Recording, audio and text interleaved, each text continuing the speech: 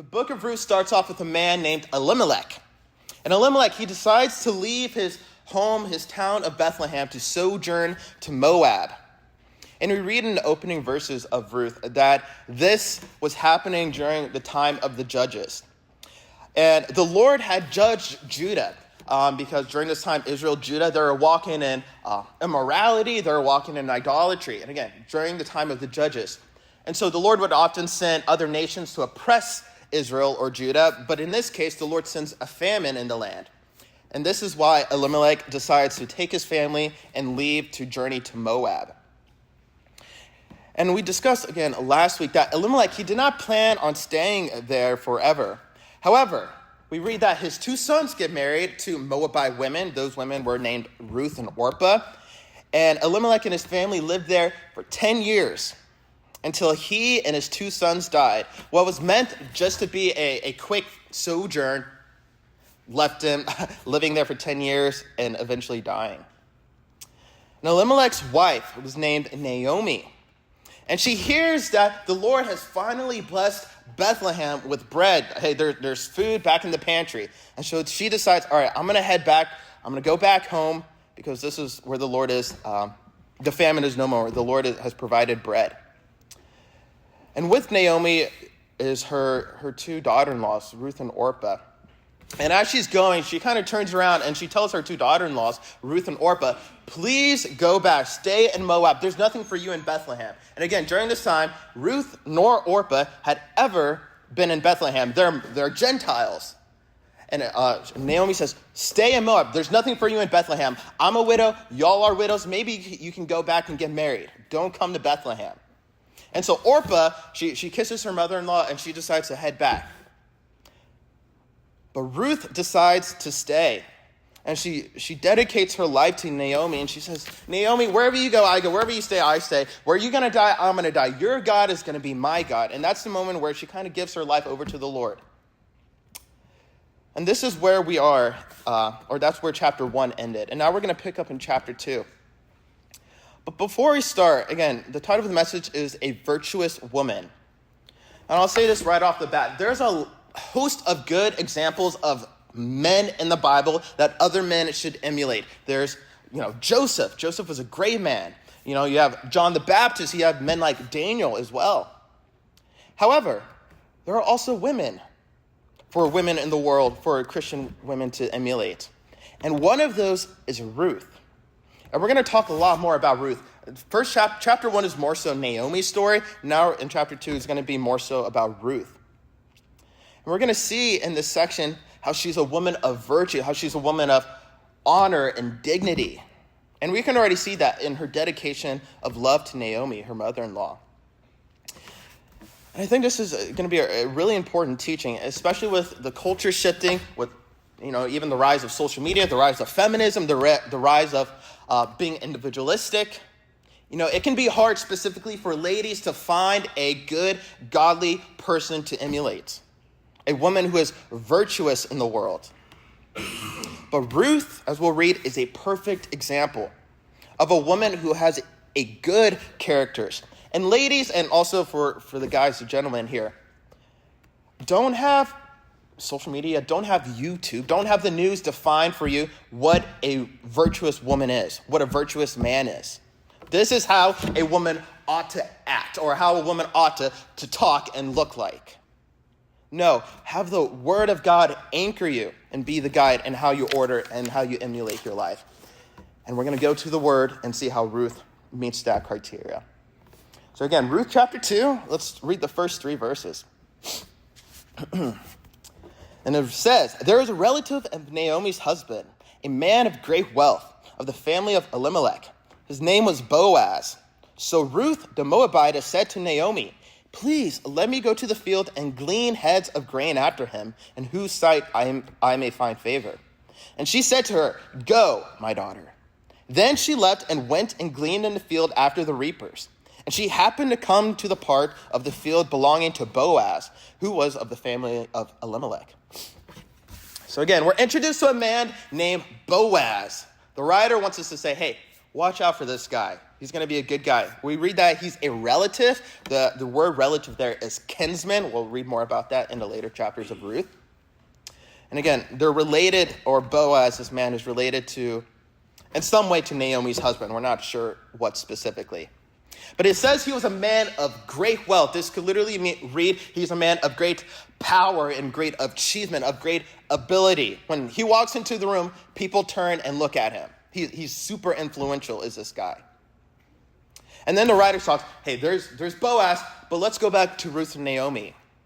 And we read how Ruth, she's talking to Naomi, her mother-in-law, and she asks, may I go to the field and work? I need to provide bread on the table. There's no bread here. So Naomi, please bless me so I can go to the fields and work for food. Again, if you read closely, Naomi doesn't tell Ruth, get off your rear end and go work.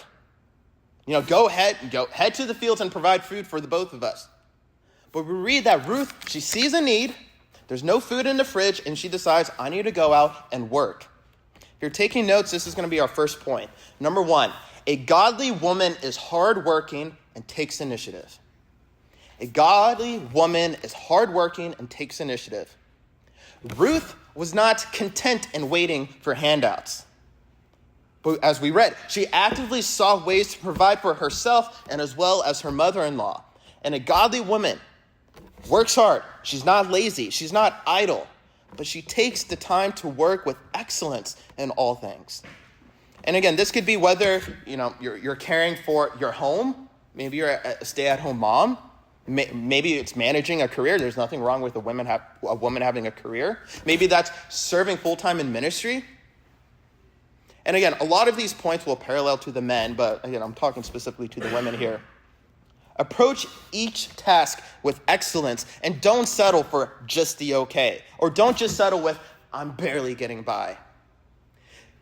If you want to stick a pen in it, we're going to be in Proverbs 31 a lot because I'm going to affirm these points. Proverbs 31, verse 13 through 15 says, she finds wool and flax and busily spins it. She is like a merchant ship bringing her food from afar. She gets up before dawn, early in the morning, to prepare breakfast for her household and plan the day's work for her servant girls. By the way, did women write scripture? Yes. It's believed that this was Solomon's mom. Who was Solomon's mom? Bathsheba, David's wife.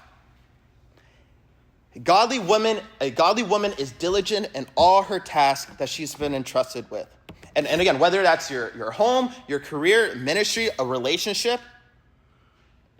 And we can see from Ruth's actions, it reflects a heart that values work as a means of honor, as a means of provision, not as something that should be avoided. I'm a woman and I don't work. I don't want to touch that. I don't want to go out in the fields.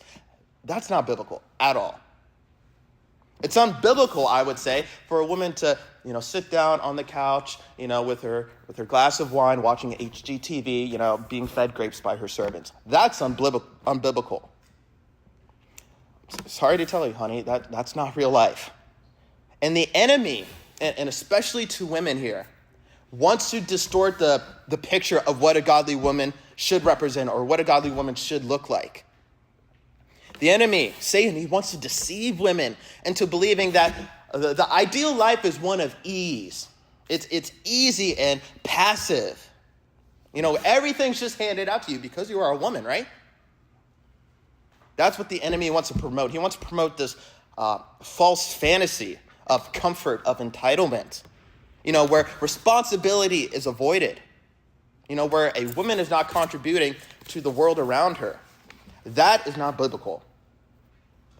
But a biblical woman, again, it's not one of avoiding or escaping responsibility, avoiding hard work.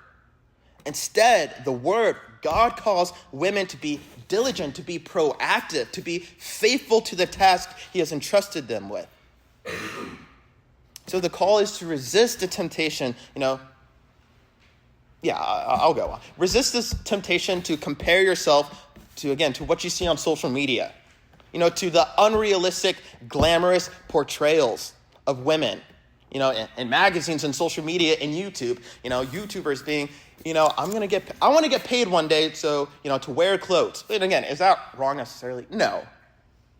but instead celebrate the role the Lord has called you to do. And again, whether that's to be a mom one day, a wife, an employee, a leader. By the way, all you 8th grade ladies, y'all are leaders here. So in what the Lord has entrusted you, you're in 8th grade. Work at it to your full potential. Don't be lazy. Don't be passive in it. Find joy in doing work well. Be proactive in your life. And if something needs to be done, Naomi, there's no food in the fridge or the pantry. I'm not just going to sit here and wait for my mother-in-law to do something. Mom, can I go and work? That's what it means to be proactive. If something needs to be done, you do it. Take the initiative. And again, whether that's to step out into a new challenge, maybe that's very, very practical, starting a new home project. I don't like the colors of these walls. As my husband's at work, I'm going to paint the walls. I'm going to rearrange it. Like that's godly. Or maybe addressing an issue in your life with, and not trying to avoid it. Don't wait for someone else to give you a handout or wait for someone else to do it. Ruth says, there's a job that needs to be done. I'm going to do it. Ruth was not idle, but again, I keep beating a dead horse. She's proactive. And here's the thing, context. Her husband died. Her sister-in-law is somewhere out in Moab. Her father-in-law died, and now she's in a place she's never been in Judah. But she doesn't have life's circumstances determine her actions. And again, in Proverbs 31, verse 27, it says, she carefully watches everything in her household and suffers nothing from laziness. So Ruth says, hey, Mom, please, I need to go work. I need to provide for you. Naomi says, all right, go. And so Ruth heads out, and we read that she starts gleaning in the fields that, again, the writer says, belonged to a certain man named Boaz. What does it mean to glean? Literally, it means to pick up something slowly, typically something that's very small. So in this context, it would be gleaning for the barley out in the fields. Now let's read verses 4 through 7. By the way, think of this as a love story because it is.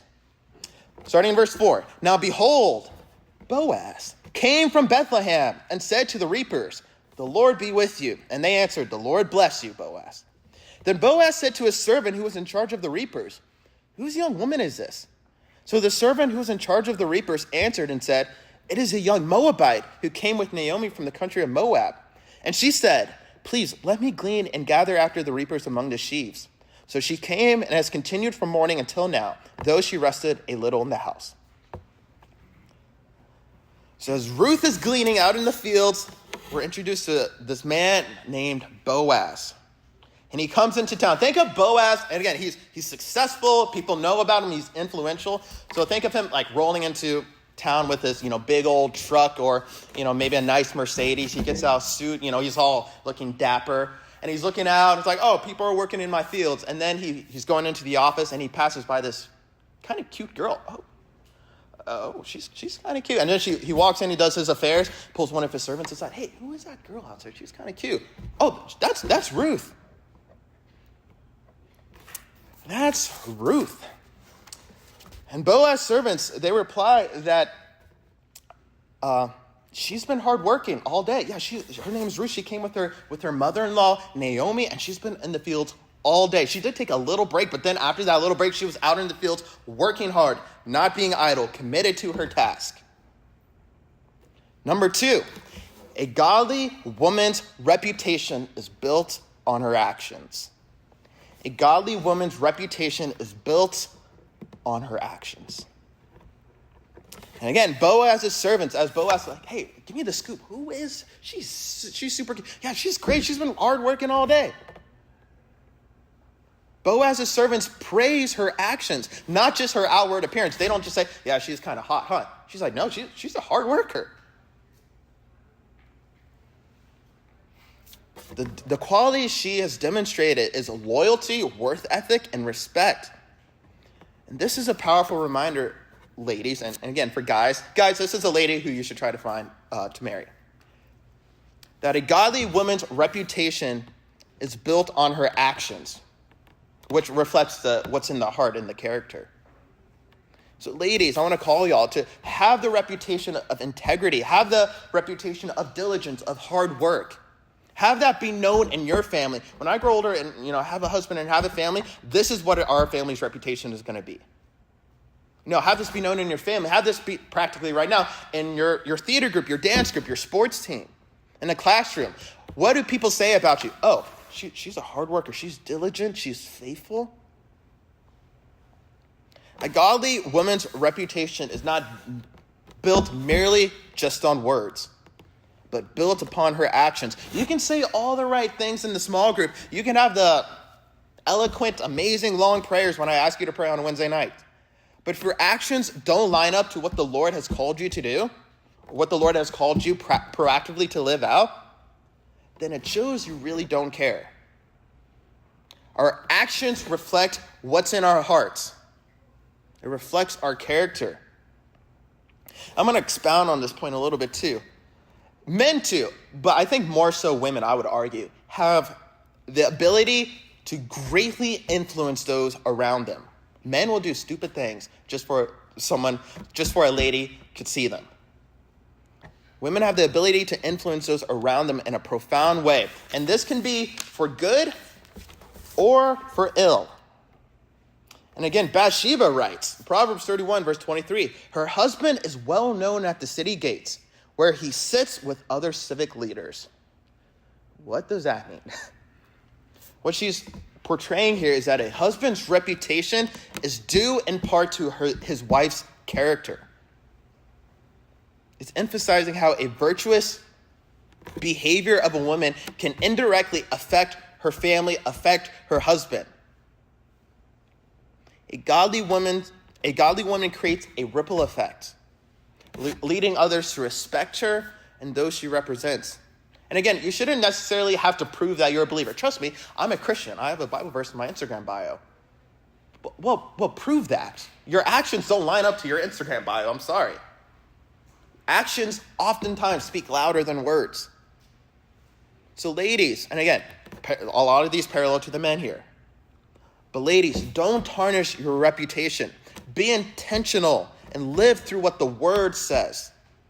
And how you carry yourself and how you speak to others, especially how you speak to men or even how you dress. So are you honoring God in all things, even in the small things?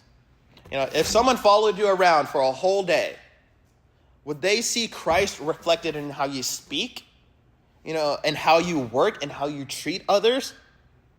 If someone was going to look through your explore page on Instagram, what would they find? If someone's going to read through your text messages, if someone was going to read the note you're passing in class, would they see Christ reflected in your character or not? And again, back to Proverbs 31, verse 30, charm is deceptive, and beauty does not last. But a woman who fears the Lord will be greatly praised. It basically says, hey, you may be hot for a little bit, but guess what? That's going to fade. But guess what will last forever? Your reputation. So what kind of reputation are you building for yourself? Ladies, don't be the girl who's known as someone who's lazy, or a lady who can't take anything serious. Or, I'm the lady, I always laugh. Or I'm always the one who gossips. No, rather be known as a lady, as a woman who fears the Lord, who is kind, who is loyal, who's hardworking, as we discussed about. Now, verse 8 and 9. Then Boaz said to Ruth, you will listen, my daughter, will you not? Do not go glean in another field, nor go from there, but stay close by my young women. Let your eyes be on the field which they reap, and go after them. Have I not commanded the young men not to touch you?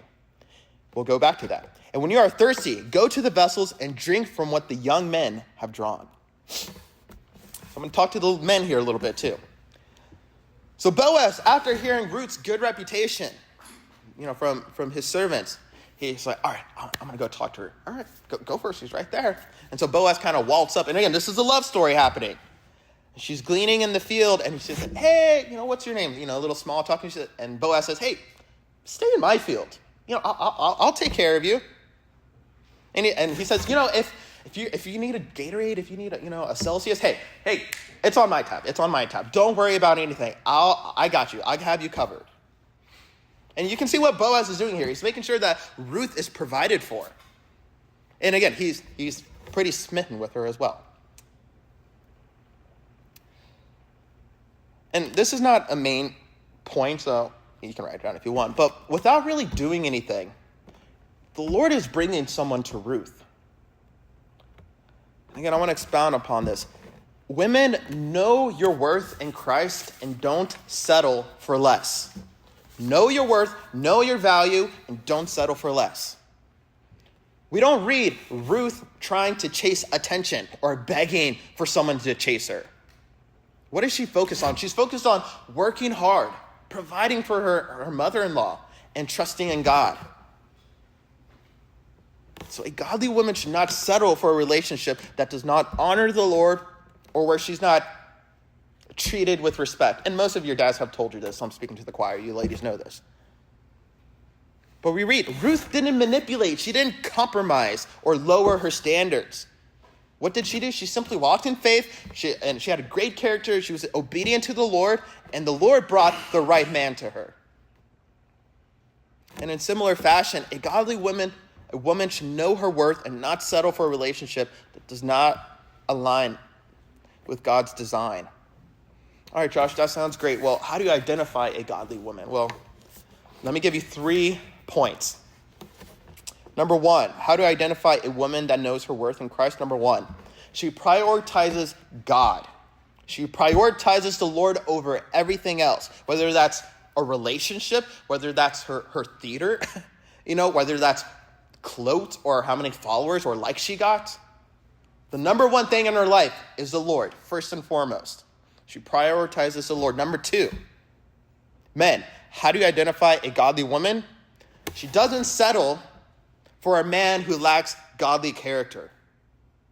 Well, I know he doesn't have a strong relationship with the Lord, but I'm missionary dating. It's like, okay, don't give me a break. Don't settle for a man who lacks a godly character. Number 3, she respects herself and lives with dignity. Or you can say she has class. She's not trying to desperately prove herself or lower her values so that men could gawk at her, waiting for man's approval. But she walks confidently in the identity that the Lord has given her, and she expects to be treated with honor. A woman knows her worth. And again, she should be careful to choose a man that aligns with God's standards, not just someone who shows the slight bit of interest. And so women, but also for the men, how do you identify a godly man? Again, we're going to talk from Boaz's perspective. Number 1, a godly man pursues with clarity and not confusion. We read with Boaz's interactions, he was intentional with her. Boaz was intentional with Ruth. Boaz didn't lead her on or send mixed signals, or I'm going to send an emoji here, but then I'll send an emoji 5 texts later, or I'm going to wait 45 minutes to reply because then I want her to really want to, That's not what Boaz is doing. He's not playing games.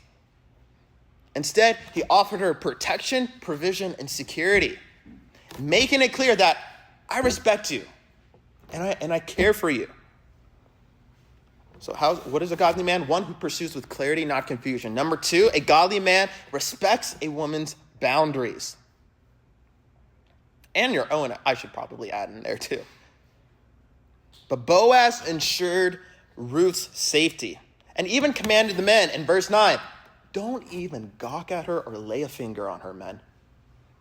He's not trying to pressure her. And again, he's influential. He has a Lamborghini. He has a nice big old TRD Pro truck. But he didn't pressure or take advantage of her vulnerability. Here's this widow. I can do whatever I want. Instead, he protected her purity. So women, how do you know he's a godly man? He respects your boundaries. Number 3, a godly man works hard and provides. Boaz, again, was hardworking. He has this whole business that people are working for him, reaping his fields. Boaz, hardworking, a responsible man who had the ability to provide for Ruth. And again, I'm not saying a man needs to be, uber duper wealthy. But he should be diligent, he should be responsible and not lazy. He should be able to work. Now, verse 10 through 13. So she fell on her face, bowed down to the ground, and said to him, "Why have I found favor in your eyes that you should take notice of me, since I am a foreigner?" And Boaz answered and said to her, "It has been fully reported to me, all that you have done for your mother-in-law since the death of your husband. And now you have left your father and your mother and the land of your birth, and have come to a people whom you did not know before. The Lord repay your work, and a full reward be given you by the Lord God of Israel, under whose wings you have come for refuge." Then she said, "Let me find favor in your sight, my Lord, for you have comforted me, and have spoken kindly to your maidservants, though I am not like one of your maidservants." So after Boaz says, "Hey, put the Celsius on my tab, I will take care of you. Don't worry about any food, I have you." Ruth is kind of in complete shock, like, whoa, what have I done to receive such good favor? You do know I'm a Gentile. I'm a foreigner. 2 hours ago I was a pagan worshiper. And Boaz says, "Hey, I asked one of my servants, and he said you had a good reputation." Boaz has heard about Ruth's reputation, how she's hardworking, how she's diligent, you're taking care of your mother-in-law, even after your husband just died. That shows a lot of character. And Ruth, at that point, just kind of thanks Boaz. She's like, "Thank you so much for taking care of me. Thank you for noticing me." We see that Ruth responded to kindness with gratitude and treated others with respect. Number 3, a godly woman speaks and acts with grace. Godly woman speaks and acts with grace. We read that Ruth falls on her face and graciously acknowledges Boaz's kindness. Rather than assuming, yeah, I do deserve that. You should pay for my bill at Red Lobster. She's not feeling entitled. And this is what a godly woman does. Her words, her actions reflect humility and gratitude, not filled with entitlement or complaint. And again, going back to Proverbs 31, verse 26. When she speaks, her words are wise, and she gives instructions with kindness. Godly woman, again, should reflect grace in both her actions, but also her speech. So ladies, are the words you're texting, the words you're whispering, or the words you're putting underneath your post, the captioning, are they godly? Are they full of kindness and grace? There are some sins that naturally affect male and females differently. For the females, one of them is words. And again, right off the bat, your words are a reflection of your heart. And if your speech is filled with slander and gossip and manipulating, criticism, complaining, it reveals what's inside your heart. The Gospel of Luke, chapter 6, verse 45 says, "What you say flows from what is in your heart." And again, unholy talk is a unique struggle to women. Again, men struggle with this as well, but specifically to women. And I'm not just saying this off the cuff. Paul mentions this in 1 Timothy chapter 5. And again, it's a dichotomy between men and women. And when he's talking about women, starting in verse 13, he says, "Besides, they get into the habit of being idle." Was Ruth idle? No. But when women become idle and going from house to house, and not only do they become idlers, but also busybodies who talk nonsense, saying things they ought not to. Paul says, when women start to become lazy, they begin, all right, I'm just going to stir up conflict because I have nothing else to do. They begin to gossip and slander. Oh, did you hear about what she said? Oh, what did she say? Ladies, be a woman that specifically when gossip is started, that you're the cul-de-sac. It ends with you. All right, I'm not going to be any part of this. Be like Ruth. And again, Ruth wasn't a complainer. She's not out in the fields, "Gosh, why do I have to be here? Man, I should just be in Moab." She's like, I'm going to work. I'm going to put my head down because this is what the Lord has called me to do right now. be like Ruth in what you say. Make sure it's full of kindness and truth. And again, not a false humility. We can all be good at false humility. We can sniff that out immediately. Oh, thank you so much, Boaz. Oh, it's like, all right, stop it. Gug, Don't have a false humility, but be genuine, kind, truthful.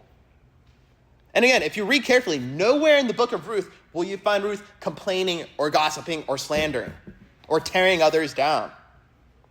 Instead, she speaks with humility and gratitude and grace, as we read from verses 10 through 13. And what does that do? It earns the respect of Boaz and the servants as well. They notice her. So will you be remembered as a woman who speaks with wisdom and kindness? Ladies, and again, men too, but for the ladies today, take inventory of your words. Be intentional. Don't just speak off the cuff. Be careful of what you say. Examine your words. Is this going to be edifying or is this going to tear down? And again, Ruth just being overwhelmed by Boaz's kindness takes the time and she just says, thank you. In verse 14, now Boaz said to her at mealtime, come here and eat of the bread and dip your piece of bread in the vinegar. So she sat beside the reapers and he had passed parched grain to her, and she ate and was satisfied and kept some back. And when she rose up to glean, Boaz commanded his young men, saying, let her glean even among the sheaves and do not reproach her. Also, let grain from the bundles fall purposely for her. Leave it that she may glean and do not rebuke her. So, during lunchtime, Boaz finds Ruth. And again, Boaz has this huge crush on Ruth. Says, hey, you want to come have lunch with us? She's like, is it a date? Well, it's like a group date, you can sit next to me. And she says, all right, I'll sit next to you. And so Boaz invites Ruth after. By the way, just real quick, there's a lot of parallels between our relationship with the Lord and Boaz and Ruth. Boaz saying, hey, Ruth, come dine with me. The Lord saying, hey, come sit at my tables. I'm not just going to give you the crumbs. And again, we'll go more to that in the later chapters. But she comes, she has this lunch date with Boaz, and she eats enough and she's satisfied. And after Ruth kind of essentially like wipes her mouth, she gets back to work and starts gleaning in the fields. Again, Ruth is not naive. She's a smart lady. She understood that Boaz had the hots for her. But she's not taking advantage of his kindness. And Boaz tells his servants, hey, allow her to glean among those who are harvesting. And again, normally gleaners, as Ruth was, they would only pick up the leftover portions. But Boaz says, hey, let her get like the real thing. Like, have her glean among those who are harvesting. Have her have the best portions. And again, the Lord gives us the best portions. And then Boaz also tells his servants, by the way, when she's doing that, don't insult her. And again, maybe the workers were like, why? She's an outsider. She's from Moab. They worship like Molech and Baal. And again, not at this time. But Boaz steps in and publicly defends her. Don't say anything rude to her. He's ensuring her that she's treated with dignity and respect and not shamed. Just real quick, men, most of y'all will be husbands one day. Be a defender of your wife. Guard her and hold her in dignity. Don't embarrass or belittle, or don't even tease in front of other people. Emily and I, that's one of our convictions. We won't tease each other in front of other people. Like how you do this or do that. Like that's just belittling. Don't do that. But stand up for your wife. Create a safe and loving environment. And then Boaz says after she may glean amongst the harvesters, tells his servants to, actually, once you glean the harvest, just drop it on the ground. Don't even put it in the bag. Just drop it so that it'll be easier for her to pick up. So it might sound like he's telling them the same thing. Think of this. A teacher says, hey, we're going to have a test. We're going to have a history test. Oh, thank you for what kind of test. You told us what kind of test we're having. But then the teacher says, it's going to be in chapter 4. All right, well, I know where it's at. And here are all the answers. All right, you could have just said we have a history test, but you gave us all the answers too. Thank you so much. That's what Boaz is essentially doing with Ruth. Verse 17 and 18, I'm going to go quicker. So she gleaned in the field until evening and beat out what she had gleaned. And it was about an ephah of barley. Then she took it up and went into the city, and her mother-in-law saw that she gleaned. So she brought out and gave to her what she had kept back after she had been satisfied. So again, Ruth, who is not eating the bread of idleness, she's not lazy, she's been working all day, she gleans until like the wee hours of the night. She comes back home with about an ephah, which is 5.5 gallons of barley, and places it upon the table. And Naomi's like, whoa. And then in verse 19 through 23, and her mother-in-law said to her, where have you gleaned today? And where did you work? Blessed be the one who took notice of you. So she told her mother-in-law with whom she had worked and said, the man's name with whom I worked today is Boaz. Then Naomi said to her daughter-in-law, blessed be he of the Lord, who has not forsaken his kindness to the living and the dead. And Naomi said to her, this man is a relation of ours, one of our close relatives. Ruth the Moabitess said, he also said to me, you shall stay close by my young men until they have finished my harvest. And Naomi said to her daughter-in-law, it is good, my daughter, that you go out with his young women, and that people do not meet you in any other field. Verse 23, so she stayed close by the young women of Boaz to glean until the end of the barley harvest and wheat harvest, and she dwelt with her mother-in-law. So after Ruth comes in, and she has like this huge U-Haul truck of like, cakes and, fruit and, hams, Naomi's like, where did you get all of this food? Did you steal a Walmart truck or whatever? And Ruth replies, no, I was gleaning at some guy's, field. And Naomi, she's old. She's like, what's his name, sweetie? And she's like, it's Boaz. It's like, Boaz, huh? It's like, yeah, he took notice of me and yada, yada. And again, it's a love story. And Naomi says, wait, Boaz, I know. I think he has a relation to your father-in-law. And again, you can see the Lord working everything out. And then Naomi says, yeah, I like this Boaz. Stick close to him, because the Lord has taken notice of you, Ruth.